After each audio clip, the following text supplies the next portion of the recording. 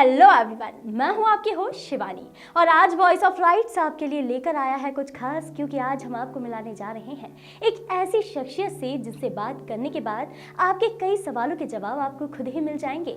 और बच्चों या बड़ों की व्यवहारिक समस्या हो, चिंता हो, तनाव हो, उदासी हो या फिर पैनिक अटैक या बच्चों में व्यवहारिक या लर्निंग से संबंधित कोई भी समस्या हो, सबका समाधान आपको मिलेगा साइकोथेरेपी और काउंसलिंग के जरिए। और इसी मकसद से आज हम आपको रूबरू कराने जा रहे हैं clinical psychologist doctor Sanjeev Tripathi से, जिनसे हम कई साइकोलॉजिकल समस्याओं और उनके समाधान के बारे में जानेंगे। सबसे पहले तो Sanjeev ji, voice of rights के स्टूडियो में आपका बहुत बहुत स्वागत करती हूँ। वैसे तो हमारे दर्शक भी आपके बारे में काफ़ी कुछ जान ही गए हैं, लेकिन फिर भी मैं आपसे चाहूँगी कि आप अपने बारे में हमारे दर्शकों को बताएं और अपनी लाइफ की जर्नी से हम सभी के साथ शेयर करें। जी। मैं डॉक्टर संजीव त्रिपाठी, मैं क्लिनिकल साइकोलॉजिस्ट हूँ और मैं इंदौर में एक सेंटर रन करता हूँ, साइकोथेरेपी एंड काउंसलिंग सेंटर। इसका पूरा नाम है समर्थ साइकोथेरेपी एंड काउंसलिंग सेंटर जी। और यहाँ पर मैं 2005 से इस सेंटर को रन कर रहा हूँ। ये सेंटर इंडिया का अपने आप में एक पहला मेंटल हेल्थ क्लिनिक है, चाइल्ड गाइडेंस क्लिनिक है, जहाँ पर पूरी तरह से ड्रग लेस ट्रीटमेंट यानी कि साइकोथेरेपी और काउंसलिंग के द्वारा ट्रीटमेंट किया जाता है सभी तरह की मानसिक समस्याओं का, वो चाहे बच्चों से संबंधित हो, बड़ों से संबंधित हो, या रिलेशनशिप प्रॉब्लम हो, इन सभी में हमारा साइकोथेरेपी एंड काउंसलिंग सेंटर लोगों की मदद करता है जी। और मैं बेसिकली इंदौर में 2005 से हूँ और इससे पहले मैं गुना से बिलोंग करता हूँ और मेरा एजुकेशन जो है साइकोलॉजी में रहा है, जिसमें मैंने एमफिल क्लिनिकल साइकोलॉजी किया है, जो कि खासतौर पर गवर्नमेंट ऑफ इंडिया द्वारा रिकॉग्नाइज्ड कोर्स है, जिसमें इंडिया में हम मेंटल हेल्थ सर्विसेज के लिए पूरी तरह से ट्रेंड और क्वालिफाइड क्लिनिकल साइकोलॉजिस्ट होते हैं जी। तो ये मेरा अभी तक का सफ़र था, जो अब मैं इंदौर में आकर अभी अपनी सर्विसेज दे रहा हूँ जी।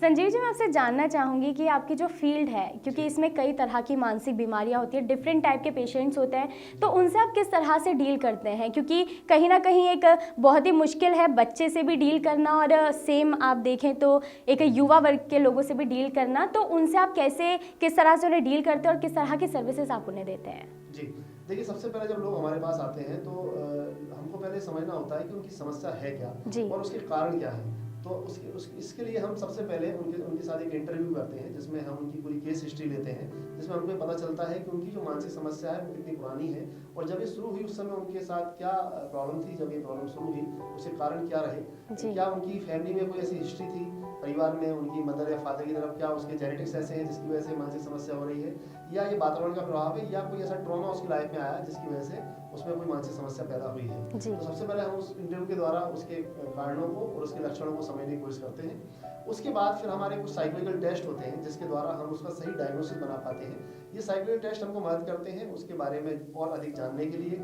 उसका सही डायग्नोसिस बनाने के लिए, और उसमें हमको किस तरह की साइकोथेरेपी और काउंसलिंग उसके साथ प्लान करनी है, उसका निर्णय लेने में हमको वो साइकोलॉजिकल टेस्ट हमको मदद करते हैं। उसके बाद हम कुछ सेशंस उनके लिए प्लान करते हैं, जो कई बार ट्वाइस अ वीक या वंस अ वीक होते हैं, ये कई बार 10 से लेकर 20 तक हो सकते हैं। और इसमें हम कुछ मनोवैज्ञानिक तरीकों से, जिसको साइकोथेरेपीज कहा जाता है, ये बहुत ही पुराना साइकोथेरेपी एक जरिया है, एक तरीका है जिससे लोगों को मानसिक बीमारियों से, मानसिक समस्याओं से बाहर लाया जा सकता है बिना किसी मेडिकल या मेडिसिन इंटरवेंशन के। और ये विदेशों में बहुत समय से ये इस तरह का ट्रीटमेंट, इस तरह का इलाज चलता रहा है। अभी ये इंडिया में काफ़ी पॉपुलर हुआ है और लोग अब ड्रग लेस की तरफ मुड़ रहे हैं। लोग पहले साइकोथेरेपी और काउंसलिंग के द्वारा अपना ट्रीटमेंट कराना चाहते हैं। अगर उसके बावजूद हमको ऐसा लगता है कि उनका ट्रीटमेंट अच्छे से नहीं हुआ है, जो रिजल्ट उनको नहीं आ पा रहे हैं साइकोथेरेपी या काउंसलिंग से, तो फिर हम उसमें साइकेट्रिस्ट को इन्वॉल्व करते हैं, जो फिर उनको मेडिसिन देते हैं और फिर उन मेडिसिन की और साइकोथेरेपी दोनों की मदद से पेशेंट पूरी तरह से ठीक हो जाता है जी। तो संजीव जी, लेकिन देखा जाए तो आजकल हर किसी में, मतलब बच्चे जब बहुत छोटे होते हैं और धीरे धीरे बढ़ रहे होते हैं, तो उस वक्त काफ़ी ऐसे लोग देखने को मिलते हैं जिन्हें डिप्रेशन है, मतलब छोटे छोटे बच्चों में डिप्रेशन देखा जाता है।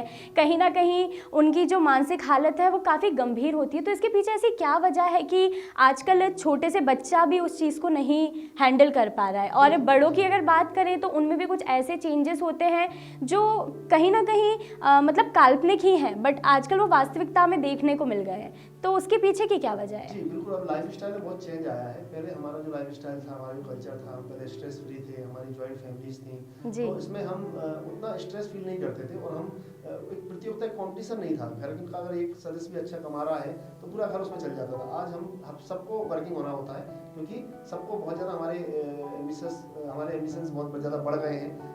तो इसलिए ये स्ट्रेस सिर्फ बड़ों में ही नहीं, बच्चों में भी देखने को मिल रहा है, क्योंकि बहुत छोटी उम्र से ही बच्चों में पढ़ाई का बहुत ज़्यादा बोझ है।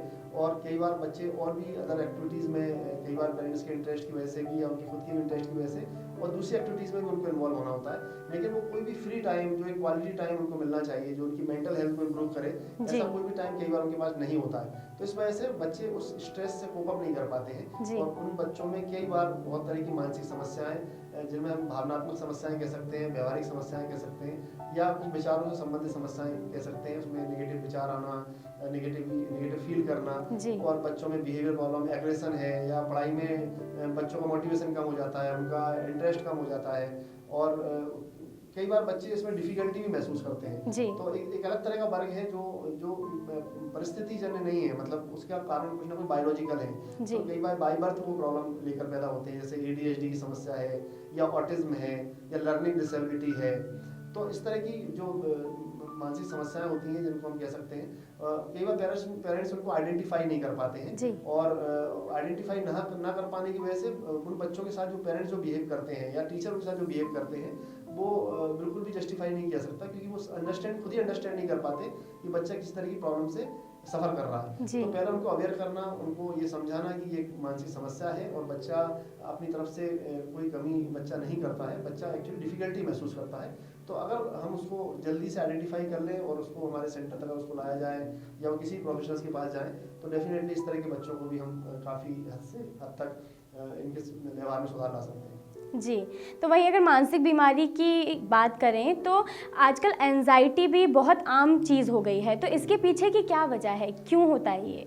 देखिए, एंजाइटी खासतौर पर हम इसको हिंदी में कहते हैं दुश्चिंता, मतलब ऐसी चिंता जो कारण है, कई बार उसका कोई कारण नहीं होता, या फिर बहुत ज़्यादा है। तो ये एंजाइटी आजकल हमको बहुत देखने को मिल रही है, क्योंकि जैसा मैंने आपको बताया कि लाइफ स्टाइल की वजह से बहुत प्रेशर है सबको, स्टडी के बाद करियर के बाद एक सेटलमेंट, लाइफ सेटलमेंट का। तो ये जो दबाव आया है, उसकी वजह से लोगों में बहुत एंजाइटी वाले सिम्टम्स डेवलप हुए हैं। और एंजाइटी अगर हम बात करें तो इसका जो एक रेशियो है, आप ये मान के चलिए कि 10 में से करीब 3 लोग एंजाइटी से सफ़र करते हैं, लेकिन उसमें अवेयरनेस की कमी की वजह से वो हम तक नहीं पहुंच पाते हैं। तो ये जो एंजाइटी है, इसमें बहुत सारी चीज़ें आती हैं एंजाइटी अंदर, जैसे जनरलाइज एंजाइटी है, सोशल एंजाइटी है, पैनिक अटैक है, OCD है, फोबिया है, या पोस्ट ट्रॉमेटिक स्ट्रेस डिसऑर्डर है। तो इस तरह की जो मानसिक समस्याएं हैं, ये एंजाइटी के तहत आती हैं, और ये अलग अलग ग्रुप है एंजाइटी के। और इस तरह के लोगों को अगर हम जल्दी आइडेंटिफाई कर लें, तो हम साइकोथेरेपी से काउंसलिंग इनको बहुत हद तक इस बीमारी से निजात दिला सकते हैं। जी बिल्कुल। तो अगर हम डिप्रेशन की बात करें तो डिप्रेशन के क्या सिम्टम्स होते हैं, क्योंकि कई बार लोगों को ऐसा लगता है कि अगर उनके माइंड पे कोई भी चीज़ हावी हो रही है, या कोई भी चीज़ उन्हें परेशान कर रही है, तो उन्हें लगता है कि हम तो डिप्रेशन में जा रहे हैं, या फिर ऐसी सब चीज़ें हमारे साथ हो रही हैं, तो हम शायद उस ओर चले ना जाएं। तो डिप्रेशन के क्या सिम्टम्स और उसका समाधान क्या है, कि हम खुद को उस चीज़ से कैसे दूर रखें? देखिए, पहले तो हमको डिप्रेशन को समझना पड़ेगा। हम बहुत आम बोलचाल की भाषा में बोलते हैं कि मैं बहुत आज डिप्रेस फील कर रहा हूँ, तो ये डिप्रेशन नहीं है। ये कई बार मूड स्विंग्स होते हैं, कई बार लोगों में किसी कोई बात बुरी लग गई तो उनका मन उदास हो गया, पर वो डिप्रेशन नहीं है। डिप्रेशन एक कंडीशन है, एक बीमारी है, जो लंबे समय तक आपको महसूस होता है कि आपका मन उदास है, और आपको किसी भी काम को करने का मन नहीं होता है, अकेले रहने का मन होता है, लोगों से मिलने का मन नहीं होता है, नकारात्मक ऑटोमेटिक नेगेटिव थॉट्स आते हैं, और जब ये बहुत सीवियर हो जाता है तो कई बार इसमें सुसाइडल थॉट्स भी आने लगते हैं। तो ऐसे लोगों में बहुत ज़्यादा नकारात्मक विचारों का आना, नकारात्मक भावना महसूस करना, और नकारात्मक बिहेव, यानी कि जैसे आइसोलेशन है, या अपने आप को सोशल विड्रॉल है, ये बहुत कॉमनली देखने को मिलता है। तो ये डिप्रेशन को हम पहचाने पहले तो, और इस डिप्रेशन में जब लोग पहुंच जाते हैं, या उनको करीब पहुंच जाता है, तो वो कई बार इतना सक्षम नहीं होता है कि वो अपनी बीमारी को समझे, या वो समझ भी जाए तो उसके अंदर इतना मोटिवेशन नहीं होता है कि वो ट्रीटमेंट के लिए जाए। तो अगर आप उसको ऑब्जर्व कर रहे हैं कि ऐसे किसी व्यक्ति में किसी भी तरह का विचारात्मक, भावनात्मक या व्यवहारात्मक नकारात्मक परिवर्तन आप महसूस कर रहे हैं, तो उसको डेफिनेटली अलार्मिंग सिचुएशन है कि उसका डिप्रेशन कई बार और बढ़ सकता है और उसमें सुसाइड की भी संभावना रहती है। तो इसलिए उसका जल्दी से जल्दी ट्रीटमेंट शुरू किया जाना चाहिए। और ये काउंसलिंग से और साइकोथेरेपी से भी पूरी तरह से ठीक किया सकता है। कुछ केसेस में हमको इसमें हॉस्पिटलाइजेशन या फिर हमको मेडिसिन का भी सपोर्ट लेना पड़ता है। जी, तो वहीं हमने सुना है कि कई लोगों को पैनिक अटैक हो जाता है, तो उसके पीछे की क्या वजह है और उससे बचने का क्या तरीका है? जी, पैनिक अटैक जैसे मैंने आपको बताया ये एंजाइटी के अंतर्गत आता है। पैनिक अटैक और पैनिक डिसऑर्डर ये आपको समझना पड़ेगा। पैनिक अटैक ऐसा है कि एंजाइटी में व्यक्ति रहता है और उसको कभी-कभी पैनिक अटैक भी आते हैं, और पैनिक डिसऑर्डर में उसको लगातार पैनिक अटैक आते हैं, मतलब थोड़ी देर बाद उसको पैनिक अटैक आएगा। और पैनिक अटैक एक टाइम लिमिट के लिए आता है, 10 या 15 मिनट के लिए। उस समय लोगों को कुछ फिजिकल सिम्टम्स भी होते हैं, जैसे उनको लगता है कि मेरी हार्ट बीट बहुत बढ़ गई है, मुझे कोई कार्डियक प्रॉब्लम हो गई है, कुछ लोगों को ऐसा लगता है मुझे शायद कार्डियक अरेस्ट आने वाला है, कुछ लोगों को सांस लेने में दिक्कत होती है, पसीना बहुत ज़्यादा आता है, घबराहट होती है। तो ये पैनिक अटैक, और फिर इसके बाद जब वो चला जाता है तो उसके उस समय व्यक्ति इतना भयभीत हो जाता है कि उस भय की वजह से वो पैनिक अटैक दोबारा उसको आ जाता है। तो एक चेन, एक साइकिल उसको बन जाता है, या जिसको हम कह सकते हैं कि पैनिक अटैक की वजह से आने वाला पैनिक अटैक। तो पैनिक अटैक के डर भी पैनिक अटैक को बार बार लाता है। तो ये भी एक एंजाइटी वाली सिचुएशन है, और इसको भी साइकोथेरेपी से और काउंसलिंग से पूरी तरह से ठीक किया सकता है। जी, तो कहीं ना कहीं हमें उसे डर से दूर रहने की ज़रूरत है। जी, हमको डर से दूर रहने के लिए हमको एक्चुअली प्रोफेशनल इंटरवेंशन की जरूरत है। जी, तो डर तो कई बार नहीं भी होता है, फिर भी व्यक्ति भयभीत होता है। उसको ऐसा लगता है कि मैं डरता हूँ, लेकिन मुझे कोई कारण नहीं है डर का, पर ये डर मेरे अंदर हमेशा बना रहता है। जी, तो वहीं हमने सुना है कि कई लोगों को फोबिया होते हैं, डिफरेंट टाइप के फोबियाज होते हैं, अलग अलग चीज़ों से उन्हें फोबिया होता है। तो ये फोबिया क्या चीज़ है और ये किस तरह से लोगों में डेवलप होता है? जी, फोबिया बहुत तरह के होते हैं। किसी भी तरह के कीड़े से, जानवर से, ऊंचाई से, अंधेरे से, पानी से, भीड़ से, बंद स्थानों से, किसी ऐसी चीज़ से डर लगना जो नॉर्मली लोगों को नहीं लगता है, उसको अत्यधिक डर लगना, और वो ऐसी सिचुएशन को हमेशा अवॉइड करता है, और उस तरह से अपनी एंजाइटी को, अपने फियर को मेंटेन करता है। तो बहुत कॉमन है फोबिया, मतलब आपको 10 में से 4 लोगों में फोबिया के सिम्टम्स मिलेंगे। वो किसी न किसी एक पर्टिकुलर चीज़ से डरते हैं, लेकिन वो उसको मेंटेन कर लेते हैं कि उस चीज़ को अवॉइड करते हैं, तो उनको एंजाइटी नहीं होती, उनको प्रॉब्लम नहीं होती। लेकिन कुछ फोबिया ऐसे होते हैं जो उनको रिपीटेटिवली उसका सामना करना उनकी मजबूरी होती है, तो फिर उस कंडीशन में फिर वो उसको अवॉइड नहीं कर पाते और हमारे पास पहुँचते हैं। तो ज़्यादा अच्छा है कि अगर आप किसी भी तरह का फोबिया महसूस करते हैं, तो इसका मतलब है कि इस फोबिया में बहुत कॉमनली एंजाइटी भी देखने को मिलेगी। तो एंजाइटी से जो होने वाले नुकसान है, लोग अपने बहुत सारी प्रोफेशनल करियर में, अपनी लाइफ में बहुत सारी ऐसी अपॉर्चुनिटीज़ को, अवसरों को चूक जाते हैं अपने कंफर्ट जोन में रहने की वजह से, अवॉइडेंस दिखाने की वजह से, जो उनको मिलता तो उनके करियर में बहुत ज़्यादा ग्रोथ हो सकता था। तो फोबिया अगर है तो एंजाइटी भी होगी, और एंजाइटी से होने वाले नुकसान से आप बच सकते हैं अगर आप प्रॉपर टाइम पर प्रोफेशनल इंटरवेंशन लें तो। जी, तो वहीं ये जो OCD है यानी ऑब्सेसिव कंपल्सिव डिसऑर्डर, तो ये किस तरह की बीमारी है और इसके क्या सिम्टम्स देखने को मिल सकते हैं आम आदमी में? ऑब्सेसिव कंपल्सिव डिसऑर्डर, इसमें बोलते हैं कि एक ही तरह के विचार या व्यवहार का बार-बार आना, और उस विचार या व्यवहार को करने के लिए बाध्य होना। तो ये ऑब्सेसिव कंपल्सिव डिसऑर्डर होता है। इसमें रिपीटेटिव थॉट्स आते हैं, एक ही तरह के थॉट्स दिमाग में घुस जाते हैं, और वो चाहते हुए उस थॉट से बाहर नहीं आ पाता जब तक कि वो कुछ कंपल्सन्स को ना कर ले। जैसे कि रिपीटेटिवली हैंड वॉशिंग, हाथ धोना, बार-बार हाथ धोना, बार-बार ताला चेक करना, बहुत ज़्यादा साफ सफाई करना, बहुत ज़्यादा परफेक्शन पसंद करना, कुछ और भी बहुत अलग तरह के वो होते हैं। कुछ रिपीटेटिव नेगेटिव थॉट्स आते हैं, कुछ सेक्सुअल रिपीटेटिव थॉट्स आते हैं जो उसके दिमाग में, उससे वो बाहर नहीं आ पाता है। कई कंडीशंस में उसमें कुछ ऐसी चीज़ों को बार-बार टच करना, छूना, उठाना, कुछ चीज़ों को पर्टिकुलर काउंट करना, उसको इतनी बार काउंट करके उस काम को करना, और या फिर कुछ चीज़ों को वो बैलेंस करने के लिए ऑड इवन उसमें हमेशा वो उसको कंपल्सन्स होते हैं। तो इस तरह की बहुत तरह के सिम्टम्स होते हैं OCD में, जो पूरी तरह से साइकोथेरेपी से ठीक किए जा सकते हैं। OCD में साइकोथेरेपी के बहुत अच्छे रिजल्ट हैं, और उसमें खास तौर पर CBT बहुत ज़्यादा इफेक्टिव है, कॉग्निटिव बिहेवियर थेरेपी।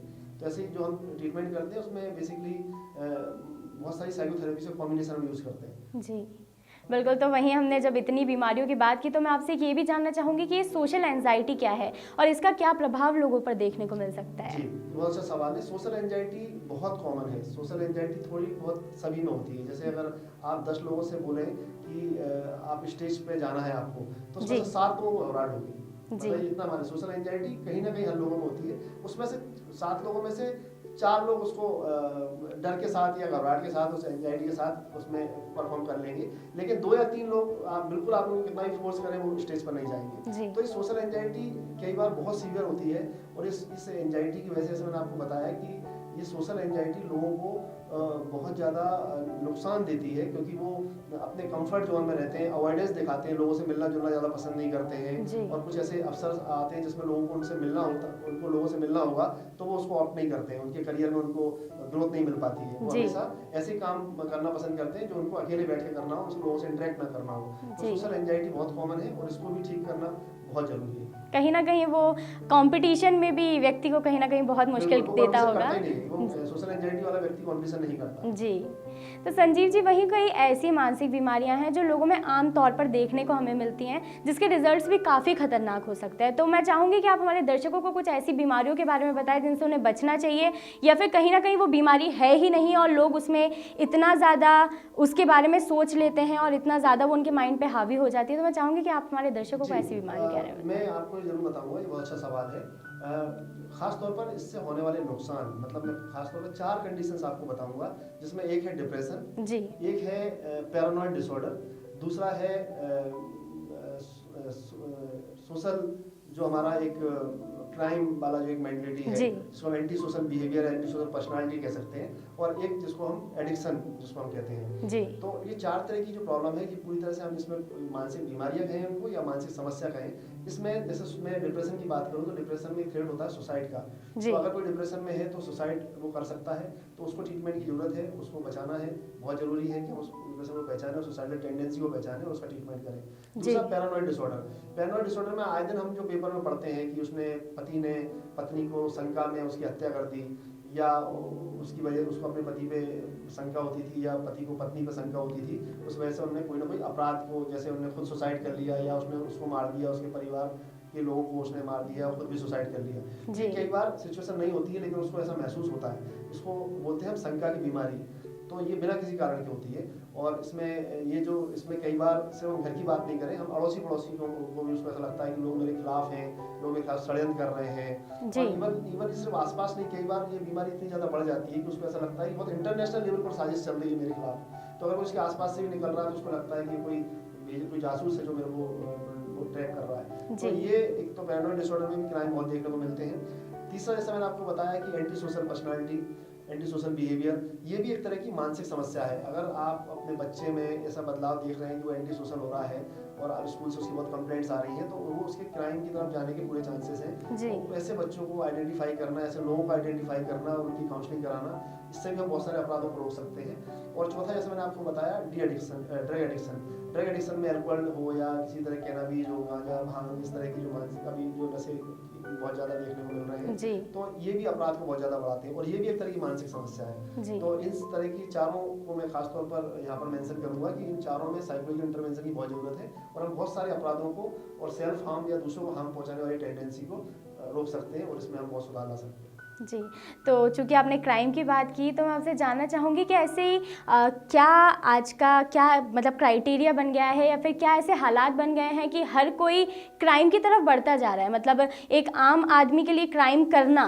या फिर क्राइम होते हुए देखना बड़ा ही आम होता जा रहा है, जबकि पहले ऐसा कुछ नहीं होता था। तो ऐसे क्या सोसाइटी में या तो कुछ ऐसी चीज़ें हैं जो व्यक्ति को ऐसा बना देती हैं, या फिर व्यक्ति का एक माइंडसेट ऐसा है जो वो ऐसा बन जाता है? तो मैं जानना चाहूँगी कि क्राइम क्यों इतना दिन ब दिन बढ़ता जा रहा है? तो सबसे पहली बात तो एक्सपोजर बहुत ज़्यादा हुआ है जी। हम सोशल मीडिया से या टेक्नोलॉजी से इस तरह से कनेक्ट हुए हैं, या हम इस तरह की जो फिल्में बन रही हैं या जो सीरियल्स आ रहे हैं उसको हम बहुत छोटी उम्र से बच्चे उसको देख रहे होते हैं जो उनको नहीं दिखाना चाहिए, या फिर जो एडिक्शन वाला जो मैंने आपको बताया ये भी एक अपराध को बढ़ा रहा है कहीं ना कहीं।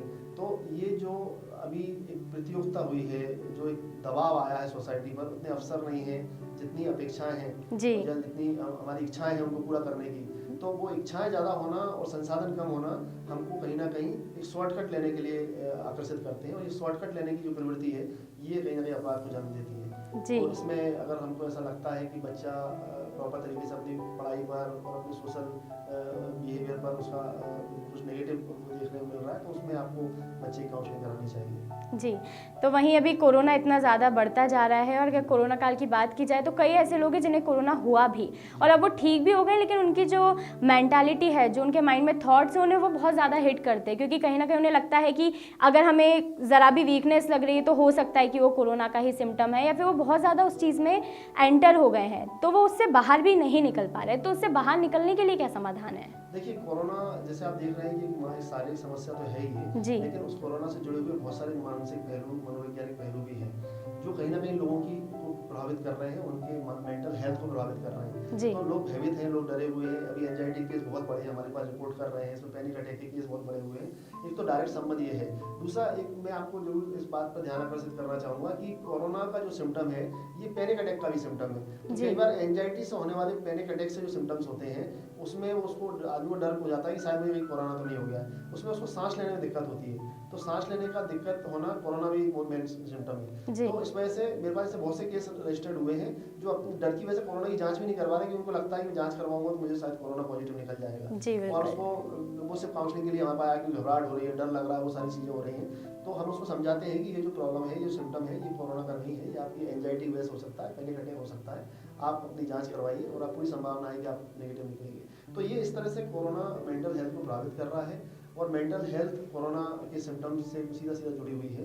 तो लोगों को इस डर से निकालना, इस एंजाइटी से निकालना, ये भी पूरी तरह से संभव है। और अभी तो हमारे पास चूंकि केस बहुत नहीं आ रहे हैं, क्योंकि कोरोना में लोग घर से नहीं, जिनको बहुत ज़्यादा फियर है कोरोना का, वो घर से बाहर ही निकल रहे हैं, तो हमारे पास रिपोर्ट नहीं कर रहे हैं। लेकिन हम अगर देखें कि हमारा जो पैटर्न चेंज हुआ है अभी प्रैक्टिस का, तो अभी काफ़ी लोग जो हमारे पास नहीं आ रहे हैं पर केस बड़े हैं, जो ऑनलाइन की तरफ डाइवर्ट हुए हैं। तो हमसे ऑनलाइन इस समय बहुत ज़्यादा लोग साइकोथेरेपी और काउंसलिंग ले रहे हैं। तो क्या ऑनलाइन भी लोग आपकी सर्विसेज ले सकते हैं? जी बिल्कुल, आप पूरी तरह से, आपको एक बार भी हमारे पास आने की जरूरत नहीं है। आप हमसे कंसल्ट ऑनलाइन कर सकते हैं, जिसमें वीडियो कॉल पर आपसे बात करते हैं और इसमें हम आपकी पूरी हिस्ट्री लेते हैं। उसके बाद हमारे साइकोलॉजिकल टेस्ट भी हम पूरी तरह से ऑनलाइन करते हैं, और हमारी जो साइकोथेरेपीज है, जो काउंसलिंग है, वो भी पूरी तरह से वीडियो कॉल पर संभव है। जी, तो संजीव जी, अंत में मैं आपसे चाहूँगी कि आप हमारे दर्शकों को अपनी लाइफ में पॉजिटिविटी लाने का तरीका बताएं, क्योंकि कहीं ना कहीं लोग ये जो सारी चीज़ें हैं वो नेगेटिविटी से ही कनेक्टेड हैं, और एक जो सकारात्मक व्यवहार होता है, एक सकारात्मक सोच होती है, उससे लोग दूर होते जा रहे हैं। तो किस तरह से वो एक पॉजिटिविटी की ओर बढ़ सकते हैं, मैं चाहूँगी कि आप हमारे दर्शकों तक ये मैसेज ज़रूर पहुँचाएँ। जी, देखिए, मैं ये बताऊँगा आपको कि अगर आप हेल्दी हैं, पॉजिटिव हैं, तो ये हेल्दी आप रहें, हमेशा पॉजिटिव रहें, तो आप हमेशा अपनी लाइफ स्टाइल को अच्छा रखें। आप अपने कोशिश करें कि किसी भी तरह के स्ट्रेस आप पर हावी ना होने पाए। आप एंटरटेनमेंट के लिए समय निकालें, आप गेम्स के लिए समय निकालें, आप अपने इंटरपर्सनल रिलेशनशिप को भी बराबर मेंटेन करके रखें, अपना सोशल बिहेवियर भी अच्छे से मेंटेन रखें। आप अपना क्वालिटी टाइम अपनी फैमिली को जो देते हैं, वो भी आप अच्छे से मेंटेन करें। इसके साथ अगर कोई आप टेक्निक जोड़ लें, खासतौर पर जैसे मेडिटेशन की टेक्निक है, योगा, प्राणायाम है, ये बहुत पॉजिटिव तरीके हैं जो आपको आपकी मेंटल हेल्थ को अच्छा रखेंगे और हमारे पास आने का आपको मौका नहीं देंगे। तो लेकिन अगर आपको ऐसा लगता है कि अब आपके अंदर कोई नेगेटिविटी आ रही है या नेगेटिव प्रॉब्लम आ रही है, तो अगर वो शुरुआत है, तो आप बहुत जल्दी हमसे संपर्क करें, क्योंकि अगर वो प्रॉब्लम बढ़ती है या वो मानसिक समस्याएं बढ़ती हैं, तो कई बार उसको ठीक करना भी उतना ही मुश्किल होता है। तो और दूसरा, इसमें खुल के बात करें, शर्माएं नहीं, संकोच ना करें। ये बहुत बड़ा प्रॉब्लम है हमारी सोसाइटी में कि मेंटल हेल्थ को लेकर बहुत स्टिग्मा है। लोग आज भी उस बात को छुपाना चाहते हैं। उनको डिप्रेशन हो रहा है या एंजाइटी हो रही है, तो वो उसको एक कमजोरी की तरह देखते हैं, किसी को बताते नहीं है कि मुझे कुछ प्रॉब्लम है, जबकि उनकी सारी समस्याओं के लिए खुल के बात करते हैं। तो मानसिक समस्या भी बहुत आम है, और हर आदमी की लाइफ में कभी ना कभी कोई मानसिक समस्या आती है, और ये रिसर्च कहती है। तो हर आदमी को कहीं ना कहीं मेंटल हेल्थ सपोर्ट की जरूरत है। तो खुल के बात करें, आसपास के लोगों से बात करें, बताएं अगर आप इस तरह की नेगेटिविटी फील कर रहे हैं, तो हमेशा कम्युनिकेट करें और जल्दी से जल्दी अपना साइकोलॉजिकल इंटरवेंशन शुरू करें। जी बिल्कुल, संजीव जी, आपका बहुत बहुत धन्यवाद जो आप यहाँ आए और आपने हमारे दर्शकों से बात की। उम्मीद है कि कहीं ना कहीं हमारे दर्शकों को भी एक नई दिशा मिलेगी, कहीं ना कहीं वो भी इन सब चीज़ों से दूर रह पाएंगे, और ज़रूरत पड़ेगी तो आपसे बिल्कुल संपर्क करेंगे वो लोग। तो वहीं मैं भी आप सभी से इजाज़त चाहूँगी, आपसे फिर मुलाकात होगी, तब तक के लिए बने रहिए हमारे साथ वॉइस ऑफ राइट्स पर।